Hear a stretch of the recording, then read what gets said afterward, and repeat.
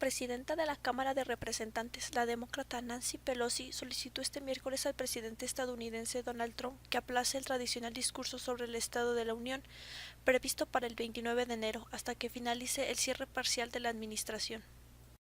Tristemente, dados los problemas de seguridad y a menos que se reabra el gobierno esta semana, sugirió que trabajemos conjuntamente para determinar otra fecha adecuada después de que el gobierno haya reabierto para este discurso o que considere presentarlo por escrito al Congreso el 29 de enero, indicó Pelosi en una misiva enviada al mandatario. La presidenta de la Cámara señaló que como consecuencia del cierre parcial de la administración, el servicio secreto encargado de coordinar, planear e implementar la seguridad de estos actos llevó 26 días sin recibir financiación. En respuesta, la secretaria de Seguridad Nacional, Kristine Nielsen, afirmó en Twitter que su departamento y el servicio secreto están totalmente preparados para garantizar la seguridad durante el discurso del Estado de la Unión a pesar del cierre parcial administrativo.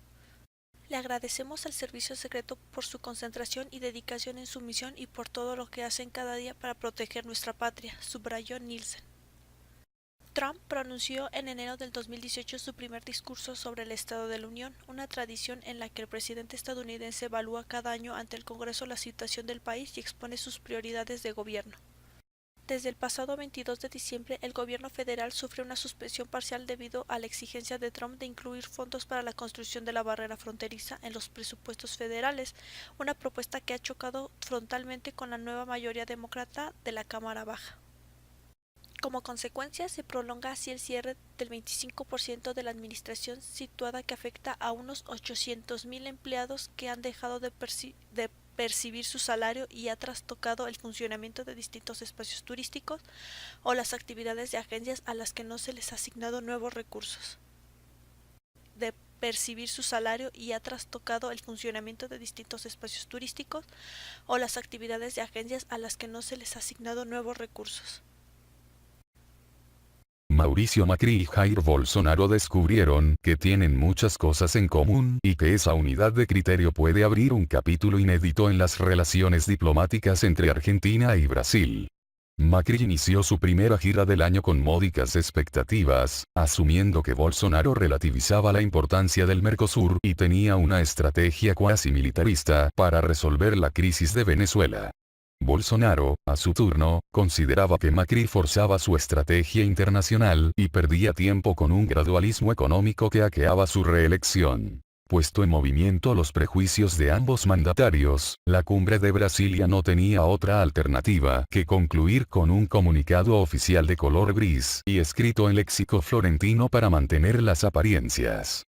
Pero Macri y Bolsonaro asumieron que tenían códigos similares y en un chasquido de dedos se propusieron unir fuerzas y diseñar una estrategia geopolítica que puede influir en el orden global. Macri llegó a Brasilia con la táctica de aplicar el método del factor humano que usó Nelson Mandela para gobernar un país racista con mayoría negra. Mandela se apoyó en el rugby y ese deporte de élite hizo el milagro de unir a una nación atravesada por el virus del apartheid. El presidente argentino interpretó a su ícono del siglo XX y planteó su reunión con Bolsonaro en clave amistosa y distendida. Su colega brasileño describió a su familia ensamblada y confesó los malos momentos que le hizo pasar Boca Juniors cuando Macri estaba a cargo del equipo más popular de la Argentina. Macri sabe lo que es una familia ensamblada y mucho más de la historia xeneize. Pero las coincidencias no terminaron aquí, al momento de buscar otros puntos de contacto. Los dos eran perdedores en sus respectivas campañas electorales, y los dos derrotaron estructuras de poder que aparecían invencibles para el establishment y los medios de comunicación. Fue en ese momento que Macri y Bolsonaro comprendieron que podían construir una estrategia geopolítica común para Argentina y Brasil. Y ese sentimiento compartido fue respaldado por una secuencia realista en el ejercicio de poder.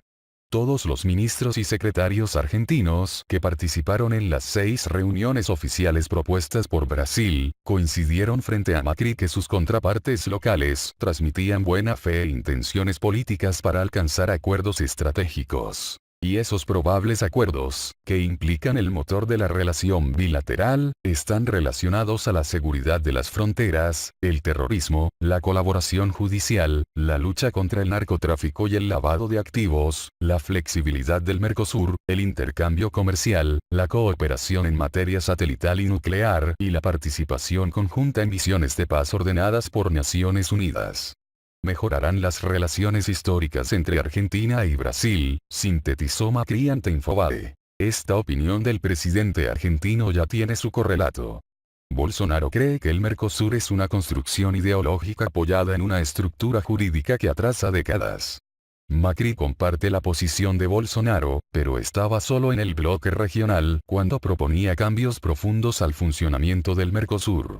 Ahora, los dos jefes de Estado con más volumen político en la asociación multilateral, pueden promover una nueva lógica económica y legal del Mercosur que beneficie por igual a sus 4 socios, Argentina, Brasil, Paraguay y Uruguay. La predisposición de Bolsonaro respecto al Mercosur no terminó en el capítulo modernización y agugernamiento. Macri también logró en Brasilia que Bolsonaro avalara la negociación con la Unión Europea, una quimera multilateral que se inició hace ya 20 años. Queremos cerrar el acuerdo cuanto antes. Porque beneficia al Mercosur y a las economías propias de sus 4 integrantes, enfatizó el canciller Jorge Fauri en diálogo con Infobae. La unidad de concepto geopolítico que lograron Macri y Bolsonaro en su primera reunión, a ratificar con el correr del tiempo, incluyó también la situación institucional de Venezuela.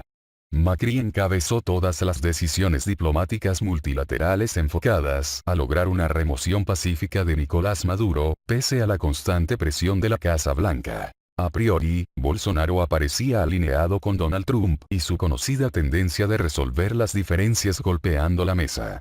Pero el presidente de Brasil volvió a sorprender a su colega argentino. Se mostró proclive a respaldar las decisiones pacíficas que tome la sociedad venezolana para terminar con el régimen populista. En este contexto, el Plan Alto va a acompañar a la Casa Rosada en su ofensiva diplomática contra Maduro, a pesar de las coincidencias ideológicas que unen a Bolsonaro con Trump. Macri y Bolsonaro abrieron un capítulo histórico en las relaciones bilaterales.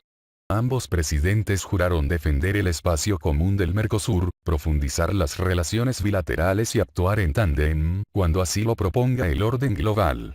Es un desafío gigantesco que debe ser validado en decisiones y acciones conjuntas. No alcanzará con las palabras o los discursos políticos. El orden global cruje y el Mercosur necesita un lugar en el mundo, distinto al que ocupó en las últimas décadas. Seguramente las 2 democracias más estables del mundo, están sin embargo inmersas en 2 profundas crisis políticas para los que no parece haber solución. Mientras el gobierno de Estados Unidos está parcialmente cerrado por la disputa entre Donald Trump y los demócratas a cuenta del muro con México, los británicos no parecen ponerse de acuerdo en cómo debe ser el Brexit. Y lo peor es que en ninguno de los 2 casos se vislumbra una salida. Ni Trump y la oposición demócrata tienen visos de estar cerca de encontrar un arreglo, ni Theresa May parece capaz de recopilar apoyo parlamentario a su plan de salida, ni conseguir que la UE renegocie su acuerdo. ¿Cómo llegaron ambas potencias a estas crisis internas tan complejas? Laberintos sin salida. La crisis británica tiene su punto de partida hace 2 años y medio, con el referéndum en el que por un estrecho margen votaron a favor de la salida de Reino Unido de la Unión Europea. Entonces dimitió el primer ministro David Cameron y los conservadores auparon a la jefatura del gobierno a Theresa May, quien ha hecho de pactar los términos del divorcio una de sus principales tareas. Y con la fecha de salida de la UE marcada para el 29 de marzo, May no ha logrado que el Parlamento refrende el acuerdo al que llegó con la Unión Europea por el escollo principal de cómo solucionar la hipotética frontera en Irlanda. Es más, con 432 votos en contra y 202 a favor, May recibió la peor derrota sufrida en sede parlamentaria por un gobierno británico en tiempos modernos. Mientras tanto, al otro lado del Atlántico, el gobierno del presidente Trump ya vive el cierre parcial del gobierno más largo de la historia de Estados Unidos, cuyo récord, hasta este miércoles de 25 días, se incrementa con cada jornada debido a la falta de un acuerdo presupuestario entre la Casa Blanca y el Congreso.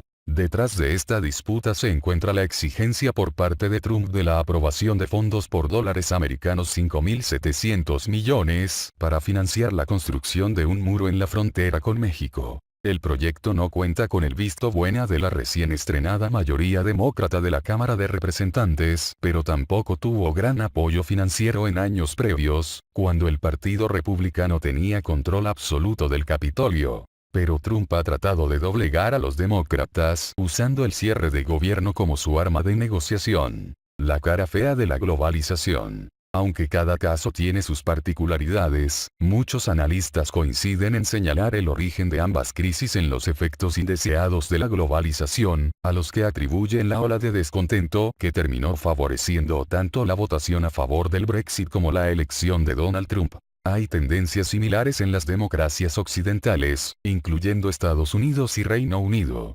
Los ciudadanos están haciéndose preguntas sobre la soberanía y la identidad, incluyendo el asunto de cuál es su lugar en un mundo globalizado, comenta a BBC Mundo Amanda Sloat, investigadora principal del Centro sobre Estados Unidos y Europa del Instituto Brookings, un centro de estudios con sede en Washington. Esto es particularmente evidente en los debates sobre la inmigración. Como resultado de ello, en ambos países se ha producido una profunda polarización entre la población y, en consecuencia, la vida política muestra una amarga división, agrega. Stewart Patrick, investigador principal del Consejo de Relaciones Exteriores, un centro de investigación con sede en Washington, coincide en ver tanto el Brexit como el triunfo de Trump como síntoma de una amplia insatisfacción con la globalización. Este descontento en la población tiene, desde su punto de vista, componentes económicos, culturales e identitarios. Lo que ocurre refleja la ansiedad nacional sobre los rápidos cambios que viven británicos y estadounidenses en sus respectivos países y que parecen poner en duda aspectos de la identidad nacional que se daban por sentados en el pasado, señala. Patrick indica que la propuesta de Trump de construir un muro en la frontera con México encuentra eco entre quienes sienten que su seguridad está amenazada, pero también entre quienes tienen miedo a que la identidad nacional definida en términos étnicos esté en peligro. La migración también fue uno de los grandes asuntos que impulsó el Brexit. La idea de fronteras libres generó preocupación en muchos que temieron que, por ser miembro de la UE, Reino Unido se vería desbordado por una ola de refugiados. No fue casual que los resultados del referéndum sobre el Brexit se produjeron tras esta gran crisis migratoria que vivió Europa, opinó. En ambos casos, hay un anhelo nostálgico por tiempos más simples, lo que viene exacerbado por los cambios económicos y tecnológicos que hacen que la fuente de sustento de las personas parezca más insegura. Leon Levy, analista de tendencias macroglobales de la consultora Eurasia Group, coincide en señalar a la globalización y la inmigración como dos factores clave detrás de la ola populista que no solo se manifiesta en Estados Unidos y Reino Unido sino también en otros lugares. El experto apunta además hacia otros elementos como la explosión de redes sociales que derivó en la aparición de una suerte de cámaras de resonancia, en las que se han esparcido las fake news, al facilitar que la gente lea noticias que confirman sus propios prejuicios. Los sectores de esas sociedades que abogan por el aislacionismo y por el nacionalismo se han hecho más manifiestos gracias a la tecnología. Ellos han creado su propio ecosistema de medios, con lo que lograron el tipo de visibilidad que nunca antes habían tenido, dijo Levy en conversación con BBC Mundo. Pero, ¿a quién benefician estas crisis políticas en las dos grandes potencias anglosajonas y cuáles pueden ser sus consecuencias? Un orden incierto. Aunque Estados Unidos y Reino Unido no son las únicas potencias mundiales, históricamente tuvieron un papel que las distingue de las demás, pues fueron ellas las que fijaron las bases sobre las cuales se asienta el sistema internacional creado a partir del final de la Segunda Guerra Mundial. Muchas de las organizaciones multilaterales como el FMI, el Banco Mundial o la OMC son producto del activismo anglo-estadounidense para crear un orden mundial abierto basado en reglas, dedicado a abrir las sociedades, el comercio y a promover la cooperación entre estados soberanos. El problema es que cuando los dos principales defensores de ese orden miran hacia adentro, ¿de dónde vendrá el liderazgo? Se pregunta Patrick. El experto asegura que ya hay un vacío en la conducción de los asuntos globales que se refleja en la falta de avance en el comercio mundial, en temas de seguridad internacional, como la decisión de Estados Unidos de retirarse del acuerdo sobre el programa nuclear de Irán, o en el retroceso de la democracia en el mundo. Hay políticos que están siguiendo el ejemplo de Trump, aunque cada uno en su propio contexto. Un ejemplo es Jair Bolsonaro, que propuso su política de Brasil primero similar a la de Estados Unidos primero. Él fue electo democráticamente, pero su discurso es autoritario y populista, afirma el experto. Leon Levy, por su parte, cree que aún es demasiado pronto para saber cómo la situación actual en Reino Unido y en Estados Unidos influirá en el rumbo del orden internacional liberal. No sabemos en qué términos Reino Unido dejará la UE y mucho depende de ello. Tampoco sabemos qué pasará después de la era Trump en Estados Unidos. Si él gana la reelección, probablemente habrá continuidad de lo que vemos, pero si pierde podríamos ver un Estados Unidos que intentaría resucitar el orden democrático occidental, anticipa. Otro mundo posible. Pero, ¿a quién benefician estas dos crisis? Muchos analistas han apuntado que el rumbo actual de las cosas favorece a la Rusia de Vladimir Putin. Para justificar esa afirmación señalan como un elemento clave el hecho de que las agencias de inteligencia occidentales aseguran que hubo esfuerzos desde Moscú para influir en las elecciones presidenciales de Estados Unidos, para lograr la victoria de Trump y para conseguir que en el referéndum de Reino Unido venciera la opción del Brexit. Este miércoles, por cierto, el ministro de Exteriores de Rusia, Sergei Lavrov, negó que su país estuviera buscando beneficiarse con el Brexit. Constantemente se dice que Rusia se está frotándose las manos. Eso no es cierto. Siempre dijimos, mucho antes de que la idea del Brexit tomara forma, que nos interesa tener una Unión Europea unida, fuerte y, más importante aún, independiente, apuntó el diplomático. Sloat considera, en cambio, que Moscú sí obtiene beneficios. Mientras Estados Unidos y Reino Unido están atrapados en peleas políticas internas, son menos capaces de actuar de forma activa y coherente en la escena mundial para responder a los retos globales.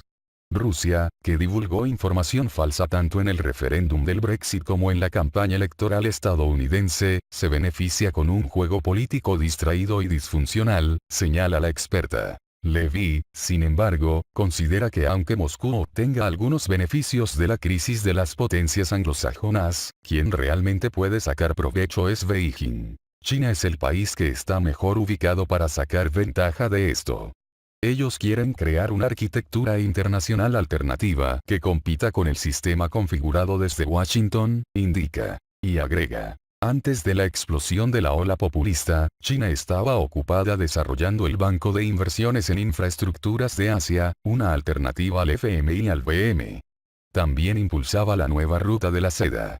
China es el único país destacado que en realidad tiene su propia agenda geopolítica, y la está siguiendo y ejecutando,